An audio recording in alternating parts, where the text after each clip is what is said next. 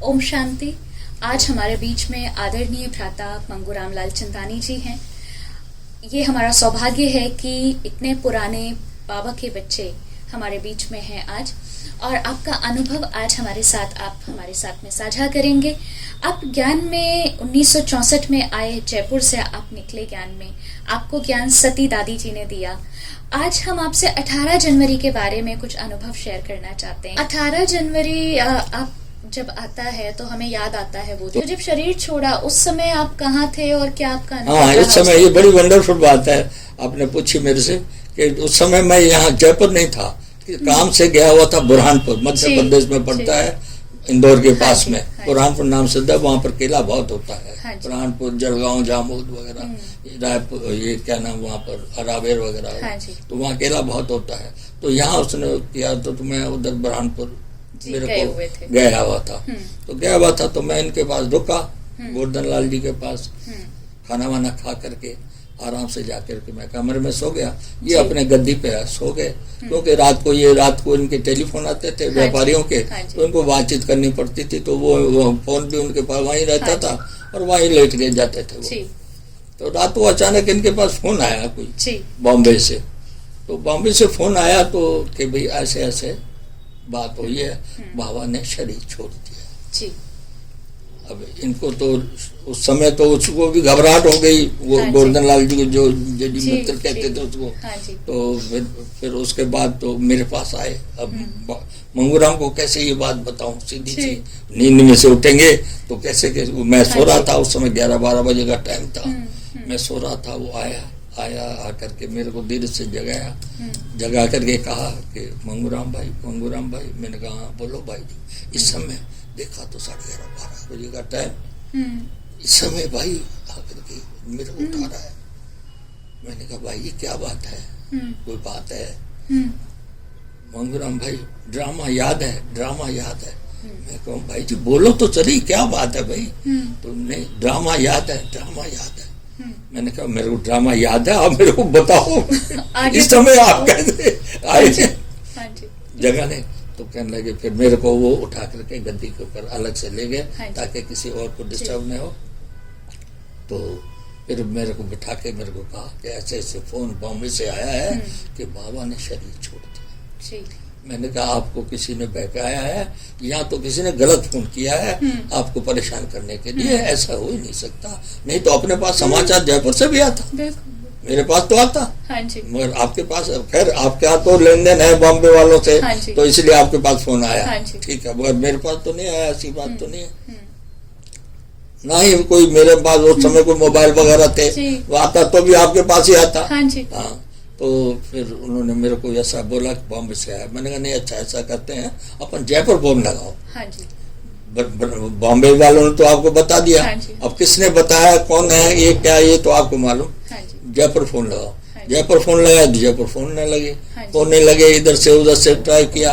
फिर मैंने कहा लाइटिंग फोन लगाओ। उस समय लाइनें थोड़ी ऐसी होती थी ना, तो एक तरफ से नहीं मिलता था तो दूसरी तरफ से दूसरे, लाइटिंग का हाल ऐसा होता था तो सारे फोनों कट करके पहले उसको दिया, क्योंकि उसके जो है ना रेंज बड़ी, वो पैसे रेट जो था बड़ा ज्यादा हाई होता था, 8 गुना करीबन पैसा लगता था। कहीं से मिले, चाहे जयपुर फोन लगाना है तो चाहे जयपुर फोन नहीं जा रहा है डायरेक्ट तो दिल्ली से लगाओ, दिल्ली से आया इंदौर से लगाओ, इंदौर से नहीं लगाया अहमदाबाद से लगाओ, अहमदाबाद से नहीं लगता बॉम्बे से लगाओ। मैं तो उसको लाइटिंग कॉल कहते थे। तो मैंने उसने लाइटिंग कॉल लगाया, लाइटिंग कॉल लगा करके पूछा, जयपुर म्यूजियम, किशनपुर बाजार में म्यूजियम था उस समय, तो उस पूछा कि क्या समाचार है, तो उन्होंने कहा ये बात सही है, बाबा ने शरीर छोड़ा है। तो कंफर्म हो गई बात, मगर इनको कंफर्म हुई, मगर मेरे को कंफर्म नहीं हो रही थी। मैंने कहा इनके पास भी कोई गलत होना है, जैसे बॉम्बे वालों के पास आया ऐसे इनके पास भी कोई ना है। तो मेरे को, मैंने कहा नहीं भाई, मेरे को तो अभी भी शक पड़ता है ये बात गलत है, हो सकती है। फिर मैंने कहा फिर क्या करना चाहिए, उसने पूछा।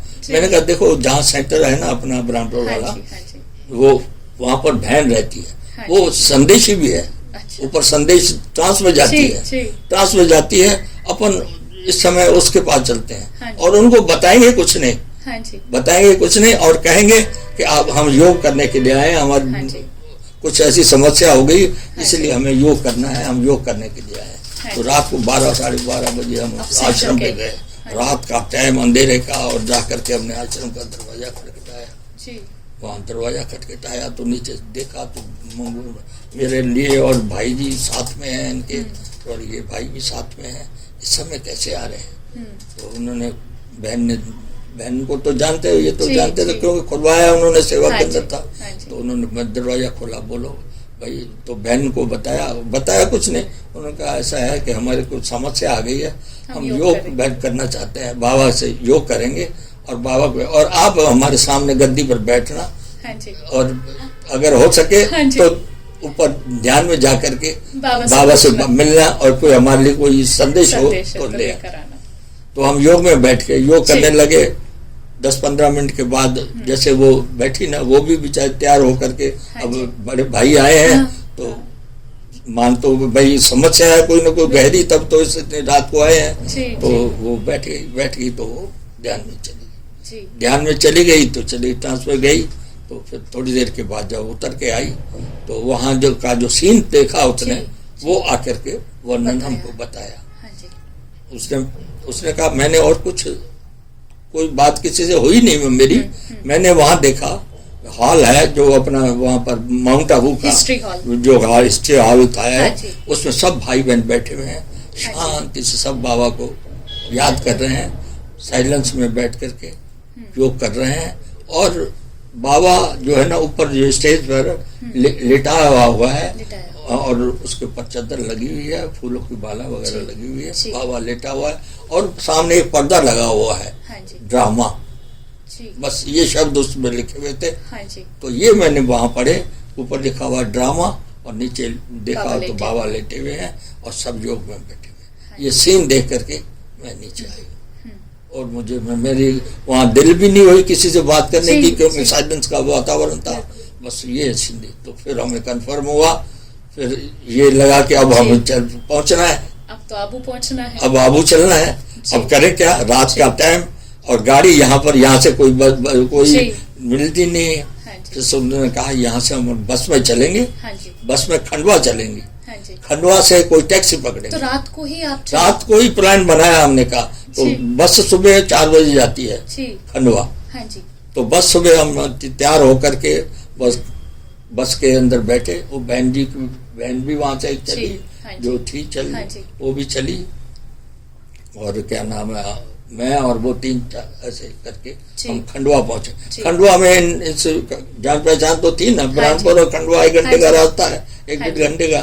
तो वहाँ जान पहचान थी व्यापारियों के साथ में, उसने अपने व्यापारी को फोन किया कि हमें कैसे न कैसे गाड़ी चाहिए, उसके पास गाड़ियाँ थी, तो गाड़ी चाहिए हमें माउंट आबू जाने के लिए।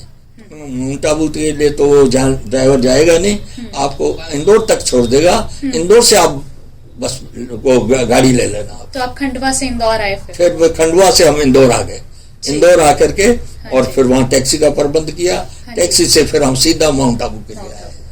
ऐसे करके आए, फिर हमने कहा भी अब क्या, देखा बाबा का सारा प्रोग्राम बनना, तो फिर गोवर्धन लाल जी ने जो है ना GD में चलते, उन्होंने अपने जयपुर फोन किया, अपने छोटे भाई को फोन किया, तो भाई ऐसा करो, फूलों के 2-3 टोकरे मालाएं बना करके, और चंदन के जितने भी टुकड़े मिले 2-3 बोरियां भर करके, उसके साथ आदमी किसी के साथ भेज करके बस से में लाए या ट्रेन में लाए, कैसे भी स्वाद चल करके लाए, कैसे भी करके। तो जयपुर से फूल और चंदन गया, चंदन और फूल वगैरह सब लेके गए, ताकि वो सबको, सब इतने लोग आए हुए थे तो सबको एक वैसे तो अंतिम क्रिया की तैयार हो गया था हम लोग, मैं भी उसमें शरीक था तैयारी में, क्योंकि तो आप जब मधुबन पहुंचे और आपने ये दृश्य देखा तो हम भी एक किस्म के उस भाव में आ गए, उस वातावरण ऐसा था, बस रोने के लिए किसी को मना थी, बिल्कुल किसी को साइलेंस में रहना है, कोई कुछ नहीं बोलेगा, किसी से बात नहीं करनी है, शांति से अपना कारोबार करना है। फिर हम लोगों ने वो स्टेज को सजा करके, फिर वो बाबा को भी सजा करके एक ट्रक में लेकर के सारी शोभा यात्रा, सारी पूरी माउंट आबू यात्रा एक प्रकार से पूरी चारों तरफ लगा करके फिर आकर के पहले तो वो वहाँ अग्नि संस्कार करने के लिए पुलिस मना कर रही थी जी, वो पांडव भवन के अंदर क्योंकि वो कंपास में नहीं कर हाँ, सकते हाँ तो फिर उन्होंने सिक्योरिटी दी एसपी साहब से किसी को फिर जहाँ अभी शांति स्तंभ बना हुआ है वो शांति स्तंभ बना हुआ है ना, वो स्तंभ पे वहाँ पर बाबा का संस्कार हुआ। आज उसी के याद में हम भी 18 जनवरी को हम ये शांति दिवस के रूप में, स्मृति दिवस के रूप में, उसके बाद तो हम लोग हम लोग आ गए, जयपुर आ गए, वो बुरहानपुर चले गए। तो आपको ऐसा निश्चय नहीं आपका डोला कि अब तो बाबा चला गया, अब क्या होगा? नहीं, मेरे को निश्चय। फिर उसके बाद शाम को संदेश भी अच्छा आया कि बाबा, ऐसा कोई न समझे बाबा चला गया है। बाबा ने भी कहा, बाबा मिले ऊपर, उनको अव्यक्त रूप में मिले। बाबा ने बस ड्रेस बदली करी है। सब बाबा ने सब चोला बदला है। बाबा मिलेंगे, बाबा आते रहेंगे, बच्चों से मिलते रहेंगे, कोई घबराने की बात नहीं, यज्ञ जैसा है वैसे चलता रहेगा। बहुत अच्छा संदेश आया, तो सबको शांति हुई।